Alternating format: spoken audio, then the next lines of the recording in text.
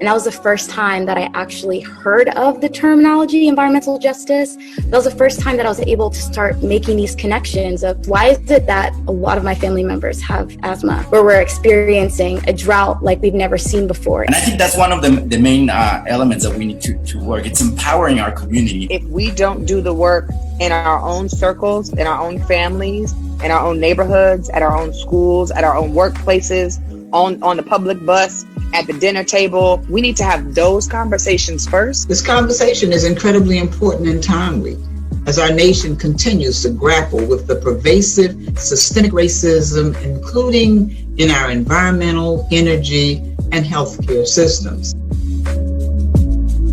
Hello, everyone. My name is Wawa Gatheru. I am one of the co-hosts of the Green Table Talk, a monthly intergenerational conversation discussing all things environmental justice from the Black and Latinx perspective. It's been a while, but we're back and we're going to be talking about a very, very, very important part of legislation that is taking center stage or should be taking stage. And I'm going to actually be passing it over to Felipe before we dive into our conversation with our very esteemed guest here today. Thank you, Wawa. It's been a while, but I'm so happy to be back in this amazing conversation. So we're going to be talking about the Build Back Better Act legislation that is currently being debated at Congress and how it's relevant for our communities, for how it's relevant to environmental justice. And by the way, Felipe Benitez, Executive Director of Corazon Latino. And one of our guests today is Kiara Rutherford, but I will let her introduce herself. Thanks, Felipe and Wawa. Yes, my name is Kiara Rutherford. I am Director of Partner Engagement at the Climate Action Campaign, which is a coalition built to get bold climate policy passed on a federal level. Looking forward to this robust conversation, and thanks for having me. Wawa, do you want to get us started? Yeah, so we're going to jump into this conversation. Kiara, thank you so much for being here. We're also honored to be in your presence. And just to really jumpstart this conversation, as we said before, this Green Table Talk is discussing all things environmental justice from the Black and Brown perspective. So with that in mind, Kiara, can you tell us a little bit more about what the Build Back Better Act is and why our community should be aware of what it entails? Yeah, the congressional allies are referring to the budget reconciliation process as the Build Back Better Act. The Build Back Better Act includes an unprecedented $555 billion investment in climate, which includes clean transportation, clean air, and water, all areas in which Black and Brown communities are disproportionately impacted due to the proximity of the most harmful polluters and carbon emitters.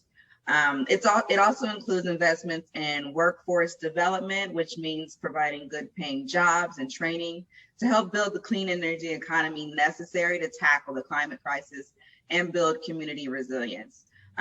Also very important is the investment oversight and transparency and accountability that ensures that the large polluting corporations that are being held accountable for the pollution and taking steps to mitigate those impacts. The BBBA, as we're calling it, also includes investments in universal pre-K, child tax credits, healthcare coverage, and affordable and sustainable housing. And also some language there about immigration, which actually for our community is also of extreme importance. So it is a good piece of legislation, a good project. When I've been doing climate and immigration work for, I don't want to tell you how many years, but almost 2 decades. And to be honest, learning about this proposal really brought me joy, really brought me excitement, because in almost 20 years fighting this good fight, this is real progress. I mean, we still have a long way to go. We still needs to become a law, but at least the fact that we're talking about these big numbers, that we're talking about this reach on how our lives, our communities are going to be positively affected, is just exciting. But I want to talk a little bit, Kiara, about, from proposal to an action, there's a lot of challenges, a lot of hurdles that we still need to come up. So can you tell us a little bit about this process? Where do we see challenges? And most important, what can our communities do to support, to help make this proposal a reality? Well, some of the challenges towards getting this legislation passed, obviously, is Congress itself.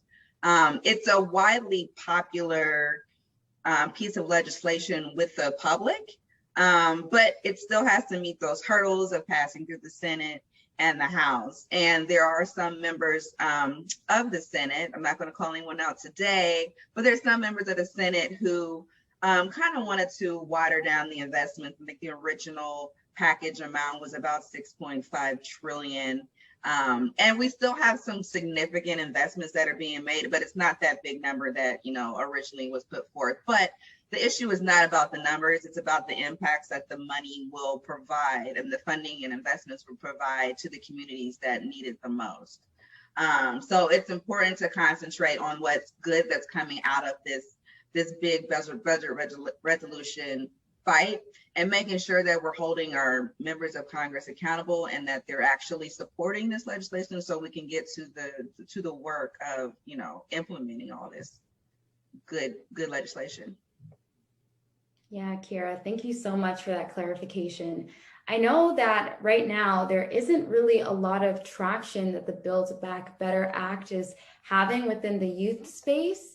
I'm a Gen Zer. I'm in a lot of communities and organize online with a lot of youth that are invested in climate. And something that I've noticed is that this particular piece of legislation hasn't necessarily garnered as much attention as perhaps someone would assume it would. So I'd love to hear about your perspective. What are some recommendations that you have for young people like me and young adults who should be engaged in the Build Back Better Act, but might be wondering, how do I connect this with all these other issues that I'm talking about that might feel more up in their face, if that makes sense? Yeah. So one of the biggest investments through the BBBA is the climate investments. There's a $555 billion investment in climate. And as we know, young people are already at the forefront of climate activism. This piece of legislation is a once in a generation investment opportunity to kind of protect and restore our environment and to slow down the most harmful impacts of climate change, which young people already know and have been dealing with basically since most of them were born. One portion of that climate funding is the Civilian Climate Corps, which creates a government job program that puts a new generation of Americans to work combating the climate crisis. It creates clean energy and resilience jobs for communities who would benefit the most. And I think that's a big part for young people who are either coming out of high school or college looking for ways to be impactful in their communities on these issues. So that's definitely a way that young folks can plug in and something that's already very important to them. We want to ensure that the funds, once the BBBA passes, are being distributed in an equitable and just way. So we just ask everyone again to reach out to the members of Congress. And that's another thing. Young folks who are already, up and close in their, elected official spaces, just keep that pressure on to make sure we get this through.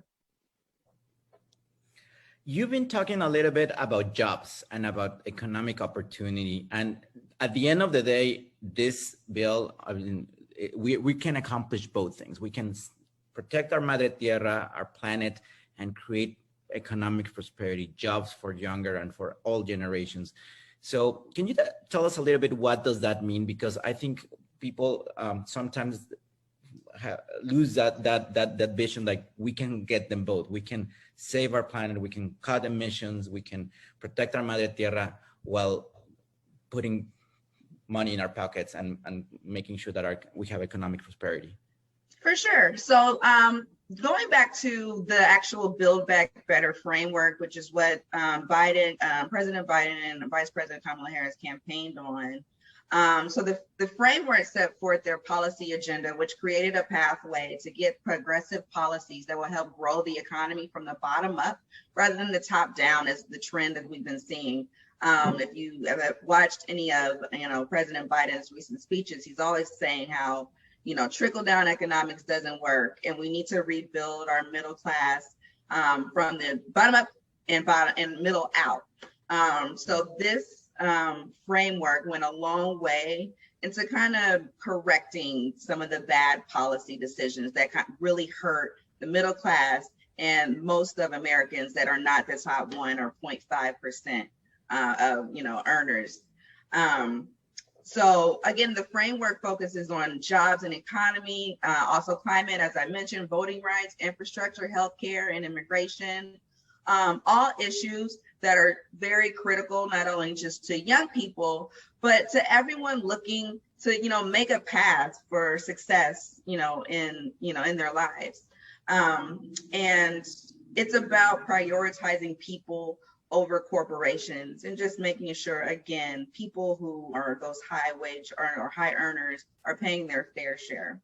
There are obviously some folks who believe in a hands-off approach to federal policy, but that has thus far created massive inequality across the board. So this is kind of helping to reset the clock and put people on a level playing ground. People aren't looking for handouts, despite what the objections are to this bill. People are just looking to have those good paying jobs and to, help the economy and the climate while they're at it. So communities of color have already been at the forefront of addressing kind of all the issues that this framework was, put forth to solve. And they've been in the streets, they've been in the communities, and they've been knocking on doors and talking to their elected officials. So this is an opportunity for the administration and for Congress to kind of make good on some promises they made during those campaigns, so people, feel like their votes mattered. What's so exciting about this conversation is that you're really showcasing how expansive this act can be if it's passed, and how easy it is to understand, and also see the ways that it can impact and improve our communities and our vitality. So to pivot a little bit more on the technicalities to make sure that our audience really understands where we stand, I'd love to hear for you to talk a little bit more about some of the barriers that we're experiencing right now. Kiara, as you know, the infrastructure package is the first step towards the passage of the BBA. And there were 6 House Democrats that didn't vote in favor of the infrastructure package. And that could potentially extend into them opposing the Build Back Better Act. So in your opinion, why do you think there was resistance in the first place? Well, I think, just to be clear, I think the Progressive Caucus and those 6 members were always in favor of the BBB. They wanted to make sure that the bipartisan infrastructure bill and the BBBA were passed as a package together. So the Progressive Caucus, by and large, supported the infrastructure package and kind of rested on assurances that, through this would be, like you said, this was an opportunity to, it's not a climate package. It's not that big package that folks needed, that social package that folks wanted, but it's the pathway towards the BBBA. And ultimately, everyone is still pushing for the Build Back Better Act to be passed. So I think, despite, 6 members of the Progressive Caucus not supporting the bipartisan infrastructure bill, they still and have supported the BBBA alongside the president. They just want to make sure that it actually gets done. Kiara, well, thank you. Thank you very much for your time, for your expertise. Really feels that now we can get a better grasp of what's going on, which obviously changes by the day, by the hour, but it's important that we keep focused on the great goal and the greater good. What would be your call to action right now? What would be that message that you would like to leave our audience? Of course. So building back together means protecting our communities and environment, creating good paying, clean energy jobs, and boosting local economies, cutting dangerous pollution, especially from power and transportation sectors. We're calling on Congress not only to pass this historic bill, but also ensure that they follow through on the oversight and commitments it contains to ensure funds are being intended for the goals they set forward. Call to action is to contact your member of Congress. We need to keep that pressure on. The vote is expected the week of November 15th. We want to make sure it gets through Congress. Call, tweet, email, and let them know if they're supporting. We really appreciate their support.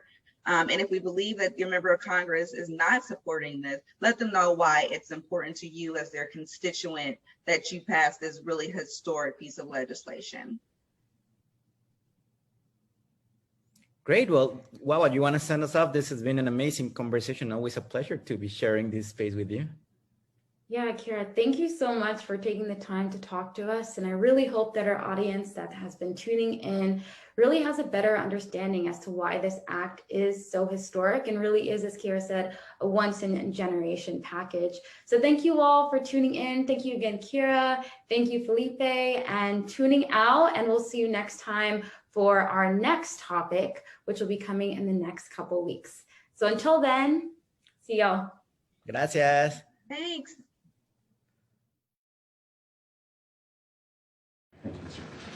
Thank you all so very much. We're going to make some substantial change in the Indian country, and it's going to continue. Thank you all. Thank you.